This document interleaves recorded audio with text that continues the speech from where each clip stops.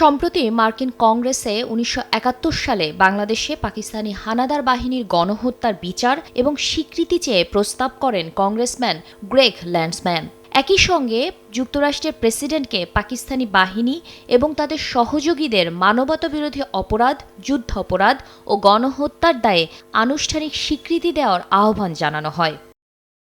এ বিষয়ে মঙ্গলবার পররাষ্ট্র মন্ত্রণালয়ে প্রতিমন্ত্রী জানান, ৭১-এর গণহত্যার আন্তর্জাতিক স্বীকৃতি আদায়ে সচেষ্ট সরকার। প্রক্রিয়া চলমান আছে। ২৬শে মার্চ আমাদের স্বাধীনতা, আমাদের বাংলাদেশের স্বাধীনতা, সার্বভৌমত্ব, বাংলাদেশের লিবারেশন ওয়ারের একটি বিশাল একটি জায়গা জুড়ে আছে। তো সেটা অবশ্যই আমরা বিএনপি সরকার সেটা পার্সু করবে।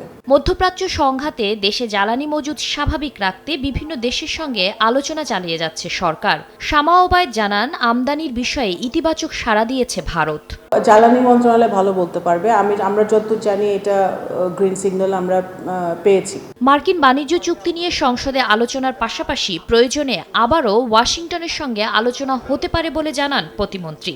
বাংলাদেশের স্বার্থ রক্ষা করে আমরা বাস্তবায়নে যাব এবং বাস্তবায়নে যাওয়ার আগে অবশ্যই এটা নিয়ে আলোচনা হবে। অবশ্যই হবে, পার্লামেন্টে হবে, পার্লামেন্টের বাইরে হবে, আলোচনা হবে। যুক্তরাষ্ট্রের সাথেও যদি আলোচনা করা থাকে সেটাও হবে।